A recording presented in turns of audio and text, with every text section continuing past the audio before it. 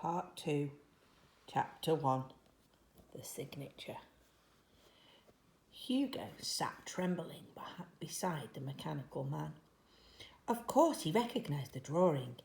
It was the scene his father had described from his favourite childhood movie. So Hugo had been right. The message was from his father. But what did it mean? That's when the children realised that the mechanical man wasn't finished.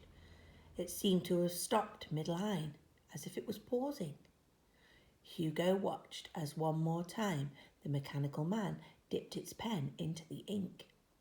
Then it moved its hand into position and signed a name.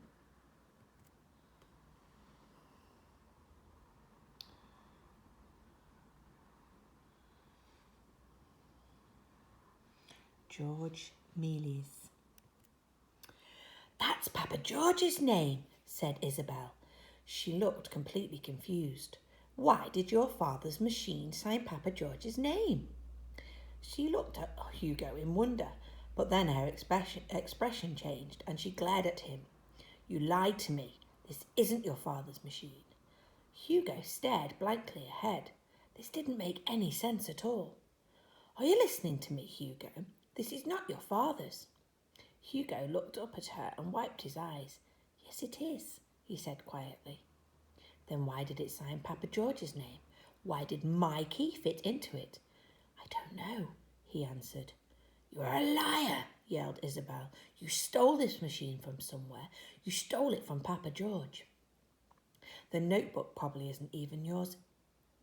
You must have stolen that too." "I didn't steal it." "Liar," said Isabel. "It was my father's notebook. He drew it. I don't believe anything you say, Hugo."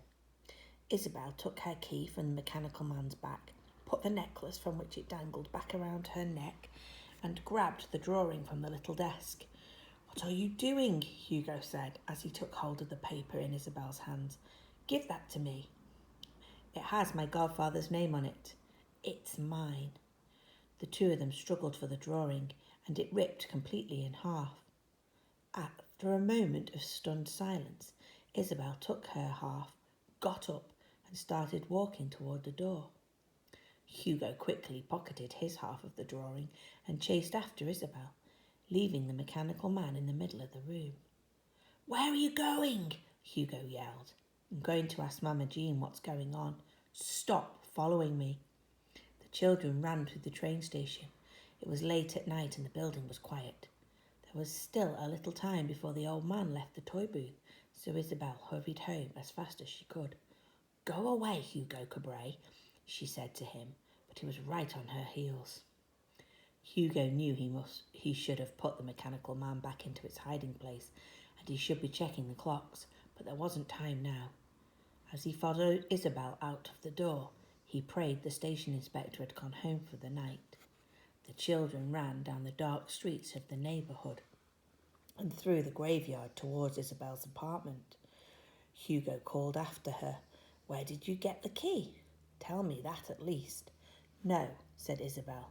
"Did you find it? Was it a gift from someone?"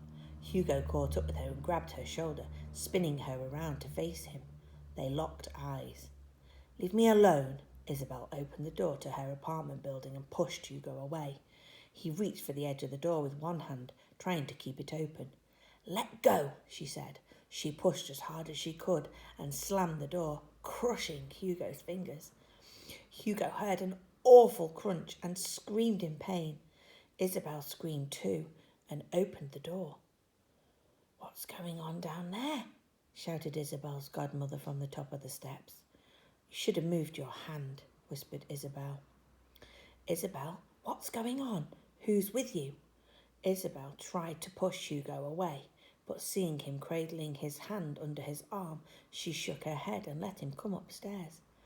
Tears were streaming down his face, even though he didn't want to be crying. Isabel slipped off her shoes before she went into the apartment, and she helped Hugo do the same.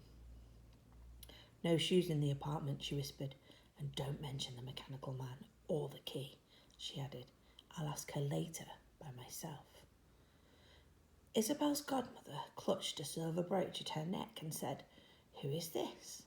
His name is Hugo, Mama Jean. The boy who's been working for Papa George. The one who stole from him. He caught his fingers in the door downstairs. What is he doing here? But before Isabel could answer, the old woman led Hugo to the bedroom. Come here, let me see this in the light, she said. She moved the socks she had been darning and sat him down on the chair near the large wooden armoire underneath the lamp. She took his hand and tried to straighten his fingers. Again, Hugo screamed in pain. You've hurt yourself pretty badly, young man. She disappeared for a few moments and came back with some chips of ice wrapped in a cloth napkin, which she handed to Hugo. Here, hold this on your fingers. Then she turned to Isabel. Thought you were coming home tonight with Papa George. Hugo was still angry that Isabel hadn't told her godfather she had stolen the notebook herself. And considering what she had done to his hand, he thought she should at least tell her godmother. But all Isabel did was look at him. Hugo winced in pain as he balanced the ice on his bruised fingers, which were resting on his lap. With his good hand, he removed his half of the drawing from his pockets and said, We have something we want to ask you. Not now, Hugo. I said not now, yelled Isabel. She tried to snatch the drawing away from her godmother, but it was too late. The old woman had already taken it. Where did you get this? She asked in a stunned whisper. Give her the other half of the drawing, Isabel, said Hugo. Reluctantly, Isabel reached into her pocket. She took out her half of the drawing. Holding the two halves, Isabel's godmother looked from paper to the children. Mechanical Man drew it, said Hugo. That's not possible. I don't understand, said the old woman, her eyes filling with tears. I have the Mechanical Man, said Hugo. You stole it, you mean, said Isabel. You have the Mechanical Man, but that can't be. I found it. What do you mean, found it? Isabel's godmother asked. I found it after the fire in the museum, said Hugo. I fixed it with pieces from your husband's toy booth, and I wound it up using Isabel's key. What key? Isabel's face turned white. What key, Isabel? Slowly, Isabel reached into the neck of her dress and pulled out the key on its chain. My key? Cried her godmother. I thought I'd lost it. Tears formed in Isabel's eyes. I'm sorry, You stole it? Said Hugo, shocked. It's the only thing I've ever taken, I swear. I just thought it was pretty, Isabel said to her godmother. Please don't be mad at me. I thought you wouldn't miss it. Oh, heavens, the old woman brushed her hair from her face. I'm surrounded by thieves.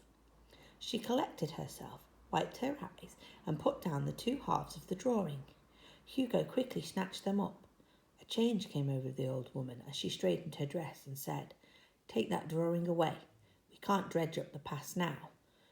And whatever happens, don't let Papa George see it. And put the key back in your dress, Isabel. You need to take good care of it. She wiped her eyes again. Isabel smiled slightly and took the key back into her dress. Please tell us what's going on, said Hugo. No, the only thing I'll say is that I need to protect my husband, and the best way for me to do that is to forget about all this. Trust me, we must never speak of this again.